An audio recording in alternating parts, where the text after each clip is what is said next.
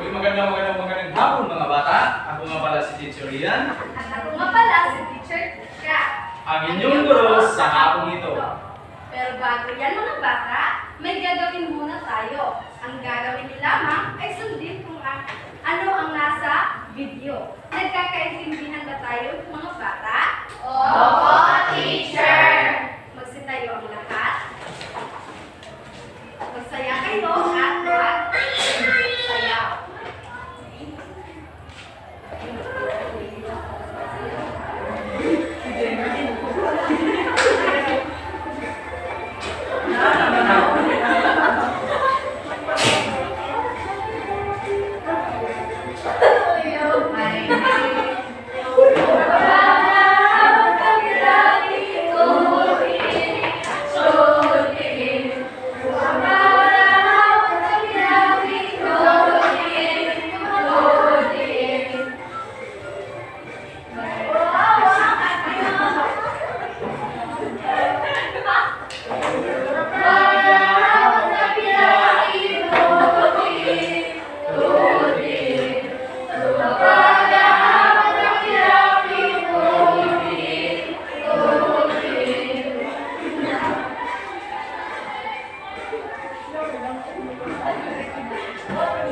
Magsiyaw po tayo lahat mga bata. Okay mga bata, kayo ba ay nasayahan sa ating ginawa na exam ito? Opo, Teacher! Okay, magaling. Alam niyo ba mga bata, mayroon akong ipipili sa inyo. Habang ako ay papunta dito sa ating paaralan, may nakasalubong akong isang matanda na maraming dala. Gusto niyang tumawid sa kalsada at agad-agad ko itong tinulungan. Pagkatapos namin tumawid sa kalsada, meron siyang ibinigay sa akin. Alam niyo ba kung anong ibinigay niya sa akin, mga bata? Hindi po! Ang ibinigay niya sa akin ay isang kahon. Pero, bago ko ito buksan, ay kailangan ko lang ng ibang bata kung merong kagandahang loob. At alam ko naman na kayo lahat na merong kagandahang loob. Pero kailangan ko lang ng limang bata. At meron siyang ibinigay sa akin ng salita para ito daw ang mabuksan. Sasabihin natin at sabay natin sabihin at bigkasin magbukas ka. Pero kailangan ko muna ng limang bata para ito'y tulungan. Okay? Ikaw at ito at si Sir Alvin and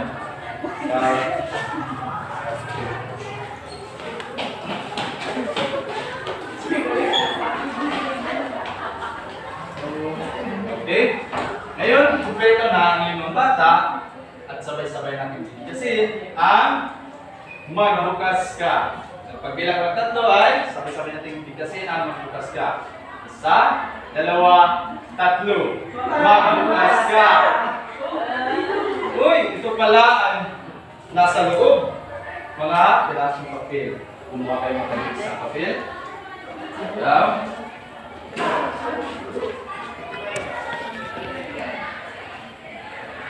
Okay, sino ang nakabunod sa unang numero?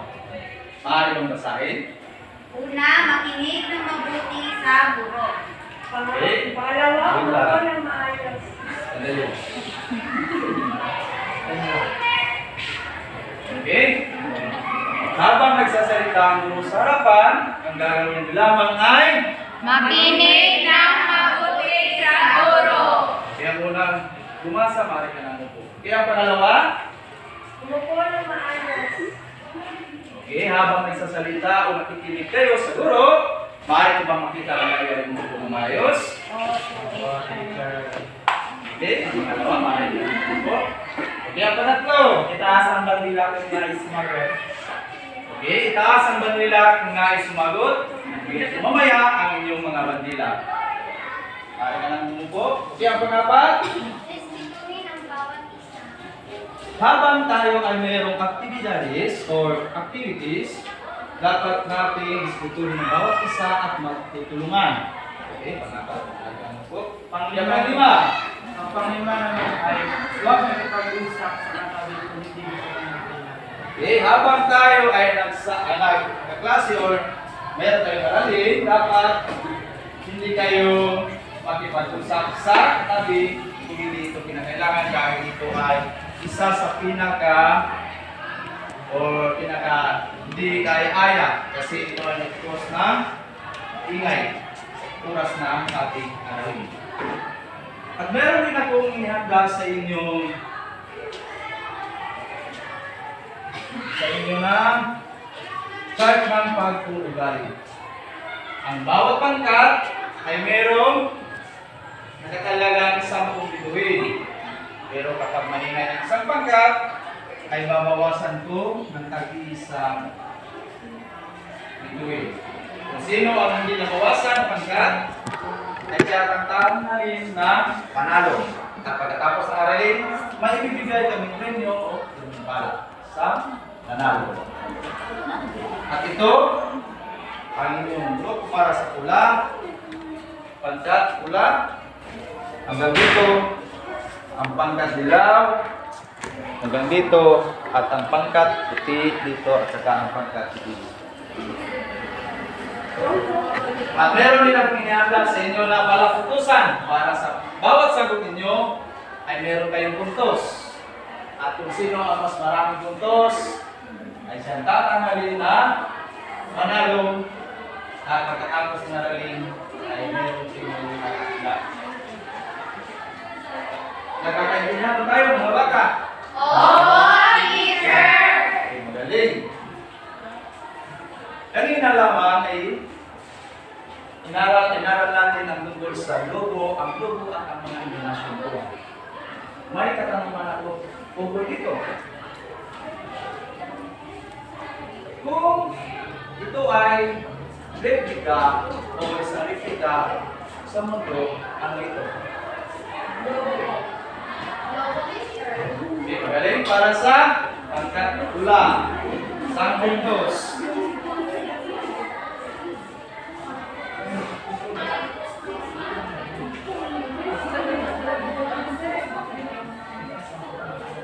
Ang bagila, huwag kalimutan at huwag magingay sa klase.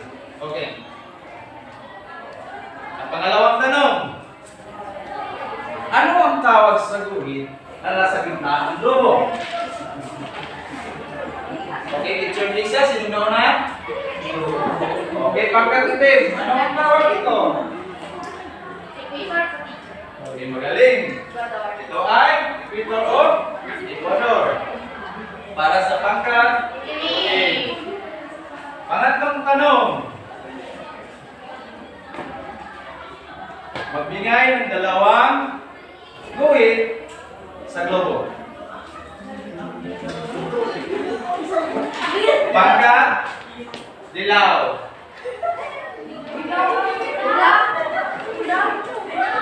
Dilaw. Wala? Okay, pula. Pangkat pula. Primary chat at international.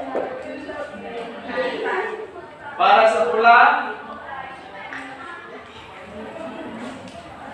ang panghuling tanong, magbigay na ano-ano ang mga guhit na nakapalibot sa globo. Okay, pangkatitin. Wala? O, pangkat puti.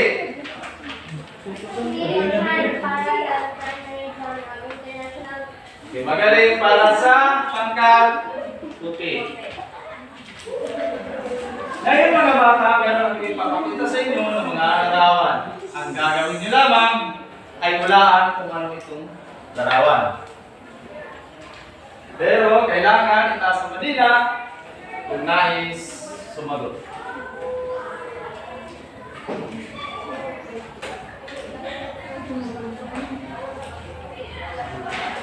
Okay? Pangkatula?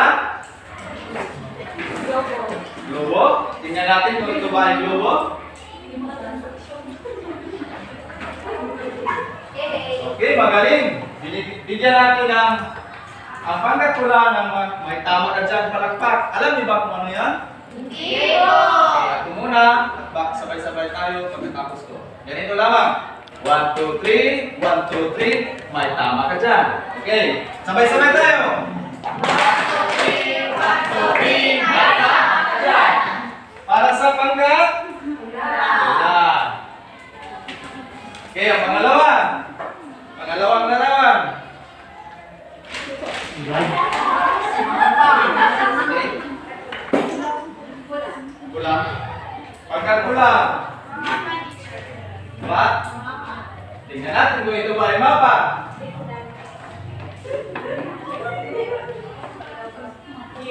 Oo, tama. Ito ay mapa. Tingnan natin ang magaling club, ang pangkat kulang. Alam niyo ba kung ano ang magaling club? Okay, ganito. 1, 2, 3. 1, 2, 3. Magaling, magaling, magaling. Okay. Sabay-sabay tayo. 1, 2, 3. 1, 2, 3. Magaling, magaling, magaling. Ang pangatlong larawan.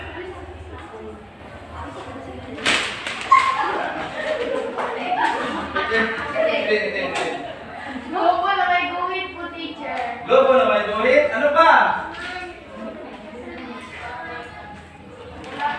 Wala. Ano pa?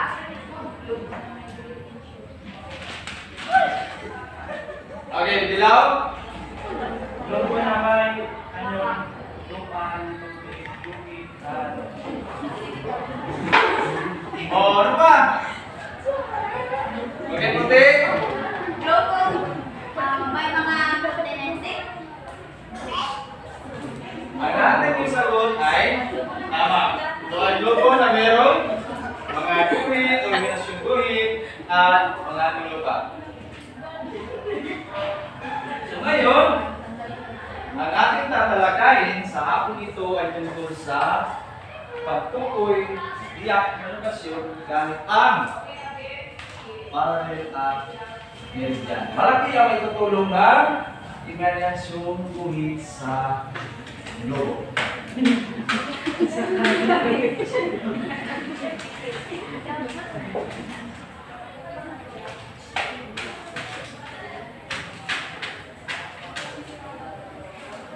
Mga bata, sino nga ulit ako?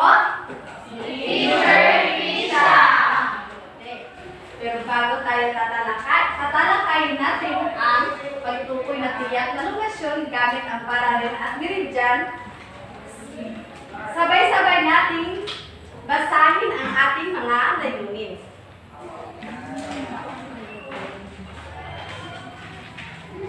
Sabay-sabay mga bata.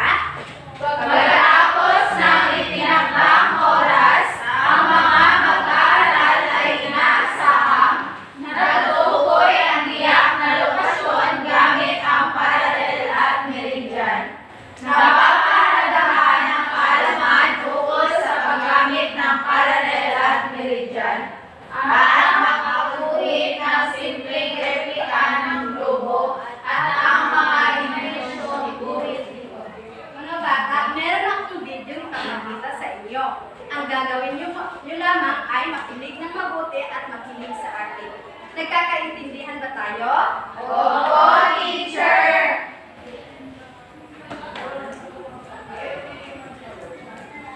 Huwag maingay.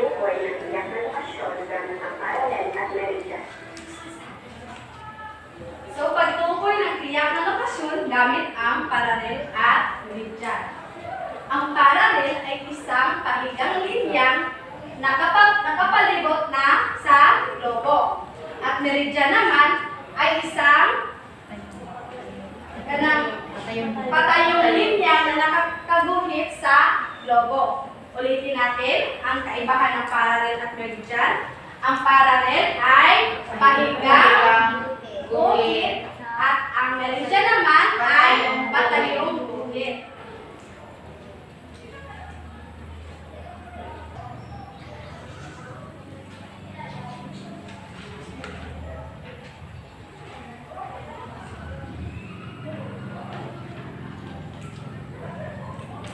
So malaki ang maitutulong ng mapa at ang logo. Kasi kung wala ang mapa, hindi natin matiyak ang lokasyon kung saan ang lugar kung wala ang mapa. Di ba mga bata? Opo, teacher!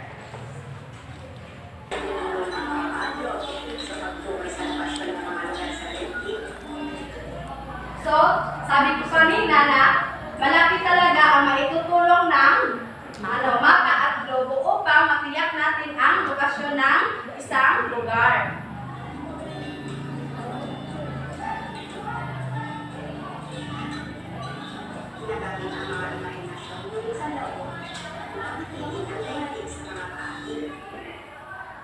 So, ang imaginasyong guhit naman ay pinaka-importante o pinakamahalaga sa globo. Ito ang mga imaginasyong guhit, yung mga linyang pahiga at linyang pareho.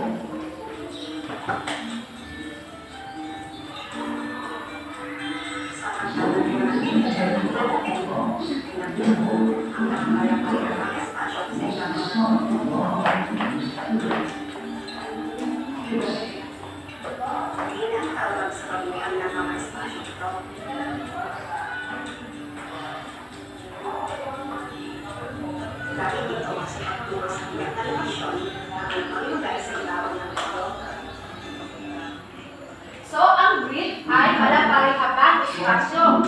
Ang malaparihabang espasyo nito, yung ganito, ito. Ito ang tinatawag na grid. Malaparihabang espasyo or rectangular sa English.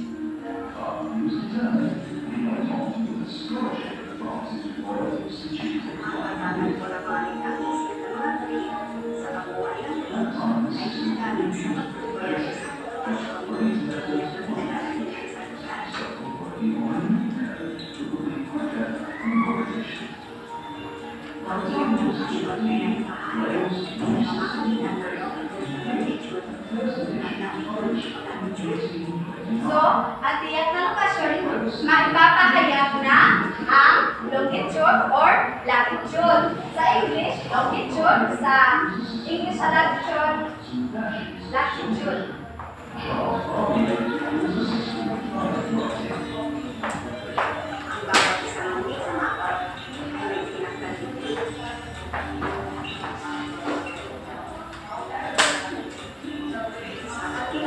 So, ito ang tinatawag na degree. Yung mga merong numero. Ito sa, ano nga tawag dito? Ecuador. Ecuador. Ito, ganito. Ano? Prime meridian. Ito ang tinatawag na degree. Yung mga merong numero sa gitna at sa gilid.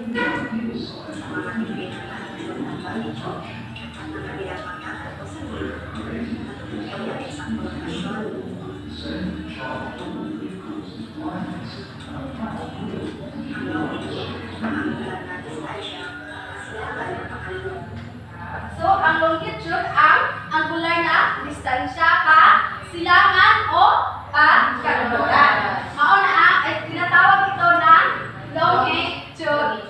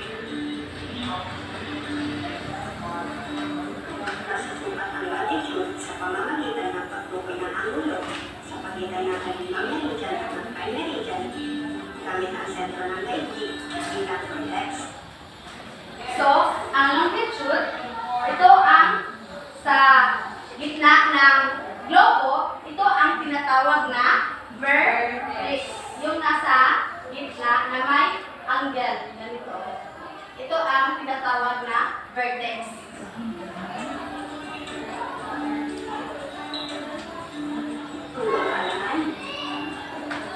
Ang kaya na mabuti.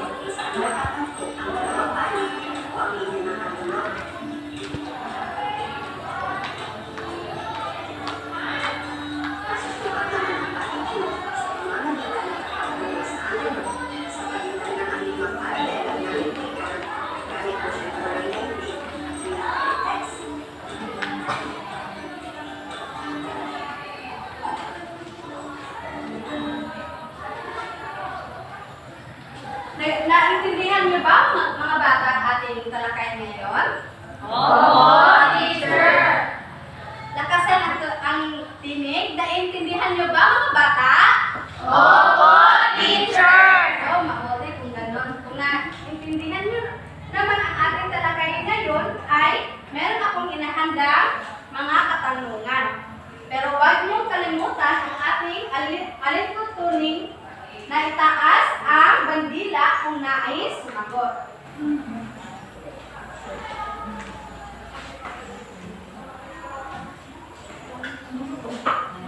Huwag muna natin itaas ang bandila. Basahin muna natin sabay-sabay. Gamit ito sa pagtukoy sa tiyak na lokasyon ng anumang lugar sa ibabaw ng mundo. Puti. Green teacher. Yes, tingnan natin kung green ba ito. Ay, tama. Bigyan natin ng madaling clap. Ano nga ulit yung madaling clap? 1, 2, 3, 1, 2, 3. Madaling, madaling, madaling. Sa pangalawang tanong. Ang tiyak na lokasyon ay nakapayag sa mamagitan ng Pula. Tingnan natin kung latitude at longitude. Ito, tama. Sa pula. Mahal ko ang isa ka start. Asa dapit? Sa pula. part mo na mo. Pasensya na mga bata.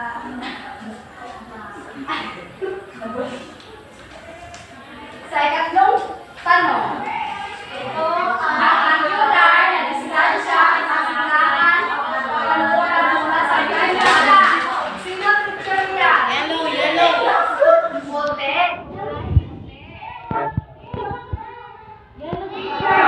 Sige, sabay-sabay natin babasahin ang tanong. Tingnan mo, teacher, yan kung sino ang wala. Ito ang angular na distansya sa kailangan mula sa kanya. Sino teacher niya? Wala ang nauna. Ano? Longitude. Tingnan. Oh, kanina.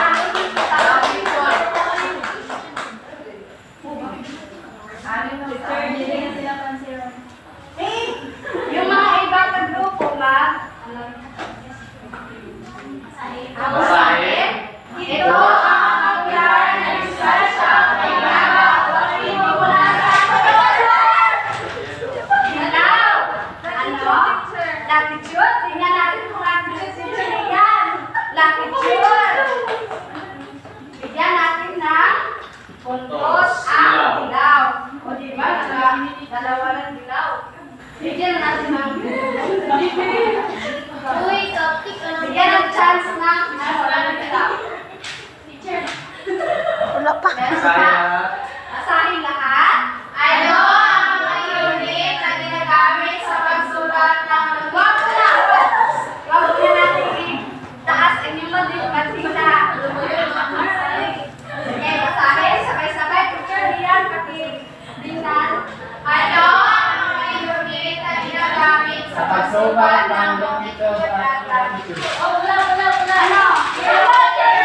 Dilaw. Teacher Rian, dilaw ang unang degree at minute. Ano?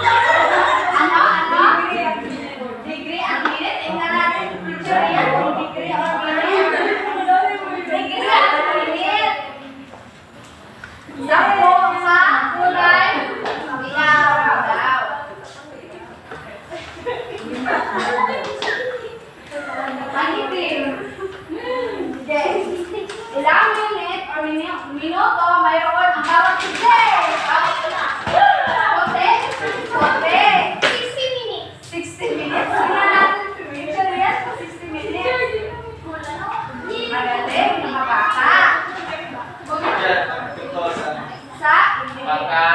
puti.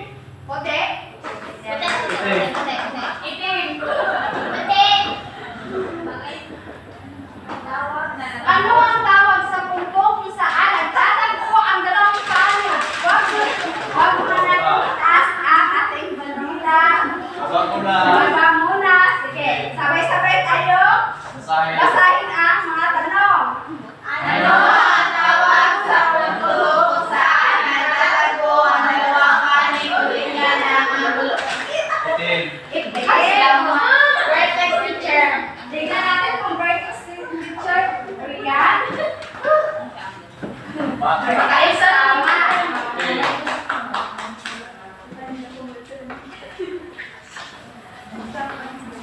So ngayon, inyo na naiintindihan kung ano ang ating tinalakay ngayong hapon ito. Meron tayong gagawin sa pareho niyong grupo. Ang panggat pula, dilaw, puti, at saka itim. At ito ang inyong panuto. Basahin mga bata. Sabay-sabay. Gumawa ang simpleng replika ng logo at ang pinasyon buhay nito at ibigay ang kahulugan nito. May 5 minuto kayo upang tapusin ang inyong gawain. At ang bawat pangkat ay pumili ng isang representante upang magpahayag sa inyong sagot at ang bawat pangkat ay may nakatagawaan. Para sa unang pangkat, ang gagawin nyo ay ang grid, sa pangalawang pangkat, longitude, at pangatlong pangkat, latitude, at sa pang-apat ay vertex. Para mabigyan kayo ng puntos, ito ang ating susundin. Pagtutulungan, 15 puntos, nilalaman, 15 puntos, pagiging napapanahon o timeliness, 10 puntos, at kalinisan, 10 puntos. Bibigyan ko lamang kayo ng 5 minuto. Para sa unang pangkat pula, pangalawang pangkat dilaw, para sa pangkat puti, at itim.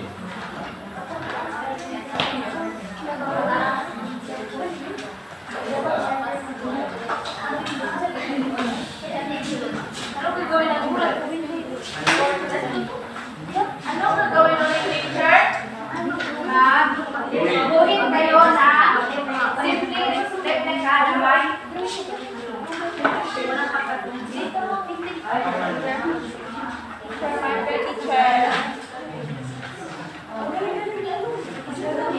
Yes, ako. Sige,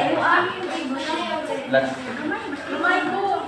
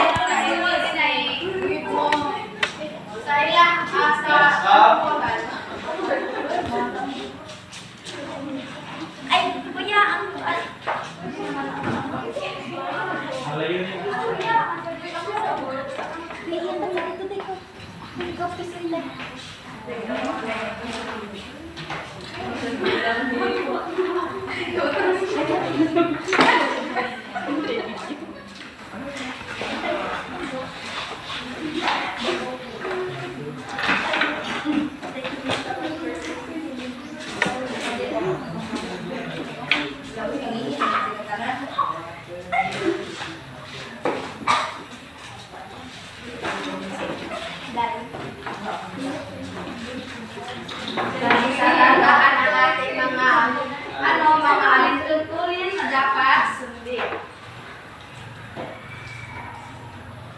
Okay, sino ang sa pangkat pula? Para sa pangkat pula. Representante ng pangkat pula.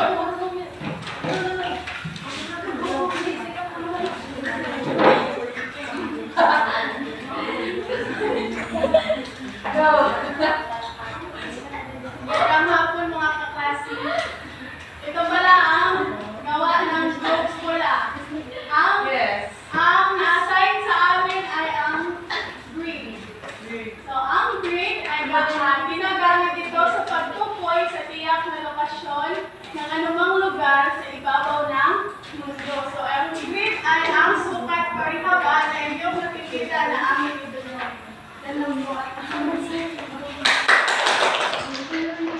Para sa pangalawang pangkat, longitude. Pangkat dilaw. Ang inyong representante.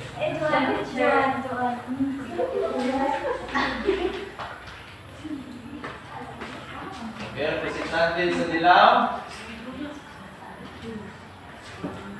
Longitude. Sino ang magrepresenta sa longitude? Ay wala sa yung para sa dilaw. Dadako tayo sa pangatlong pangkat, ang latitude. Latitude naman.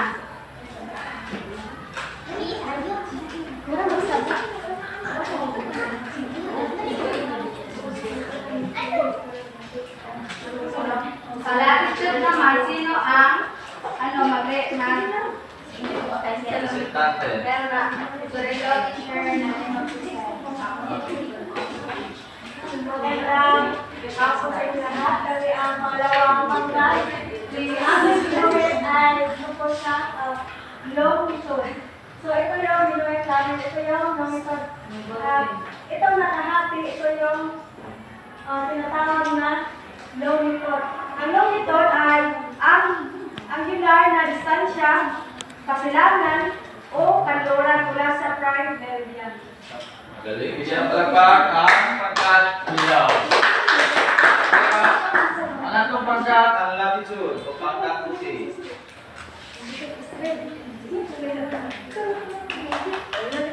Magandang hapon sa lahat. Ang naka-assign sa amin ay ang latitude. Ang latitude ang angular na distansya ng Hilaga o Latino mula sa Ecuador. Sa aming itinowing ang linyang pahiga or ang linyang pahiga ay ang latitude. Yun lang. Okay, pang-apat. Pangkat. Pangkat si... So, ang naka-assign sa amin ay tungkol sa vertex. So, ang vertex ay ang punto na kung saan nagtatagpo ang dalawang panig o ang linya ng angle. So, ang vertex ay ang part na ito. Bibigyan na palakpak ng pangkat. Okay. Ngayon, bibigyan natin ng puntos ng bawat sagot ninyo. Para sa unang pangkat,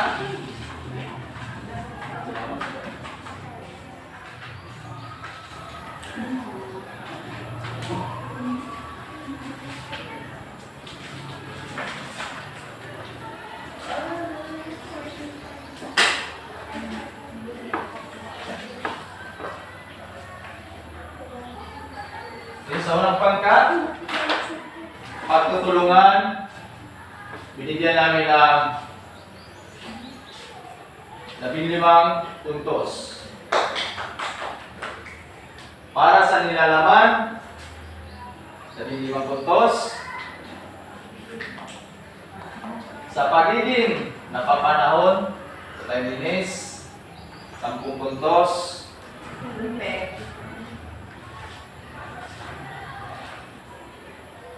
At sa kalinisan, kita niyo naman, no?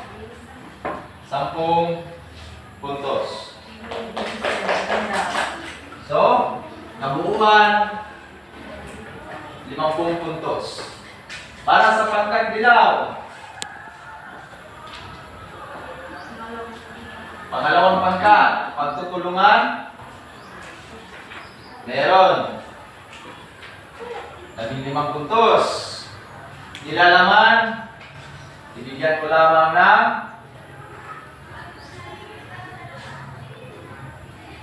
30 puntos. 13 puntos. Sa pagiging napapanahon, 10 puntos. At sa kalinisan,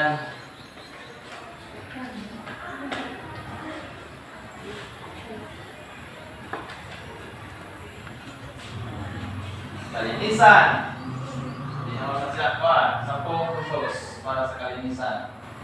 Sige, sa pangatlong pangkat, latitude o pangkat puti. Perfect. Pagtutulungan, Perfect. nilalaman, meron.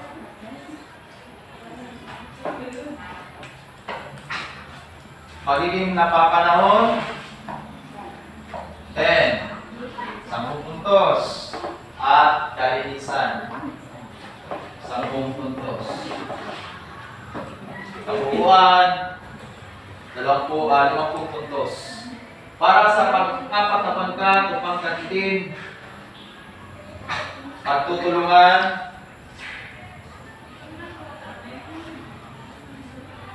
15 puntos. Ilalaman, 15 puntos.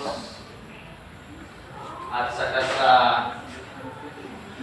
napapanahon, 10 puntos. At sa kalinisan, 10 puntos. Buwan, 5 puntos.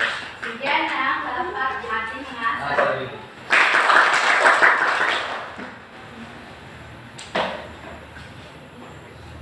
So, bibilangin natin kung sinong nanalo sa parapuntusan. 50 puntos. 1, 2, 3, 4, 5, 6, 7, 56 ang kabuuan. Naging 56. 16 na puntos. At sa dilaw naman,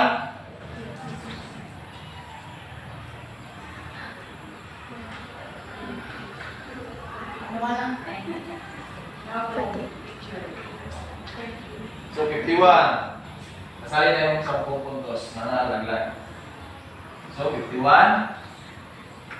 Dito, 56. 56.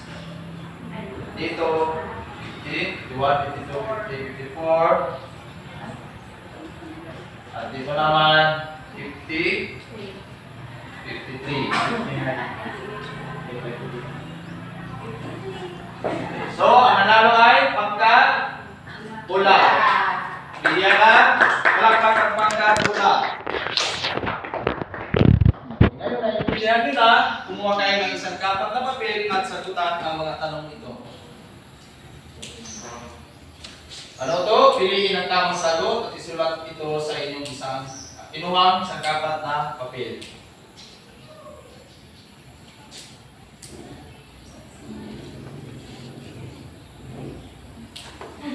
Para sa inyong takdang aralin, ilahad ang mga espesyal na guhit sa globo sa ibaba.